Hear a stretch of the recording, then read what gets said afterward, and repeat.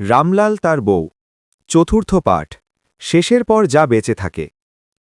রামলালের মৃত্যুতে সবাই ভেবেছিল এই গল্প এখানেই শেষ, কিন্তু কিছু আগুন নিভে যায় না, শুধু ধোঁয়া হয়ে বেঁচে থাকে। সেদিন মেয়েটা ধীরে সিঁদুর মুছেছিল।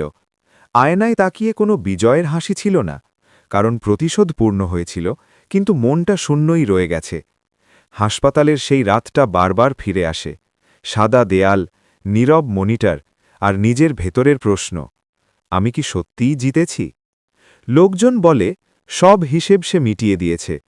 কেউ জানে না এরপর থেকে সে আর গভীর ঘুমায় না, কারণ প্রতিশোধ কাউকে মুক্ত করে না, সে শুধু ভারী করে তোলে বুকটা।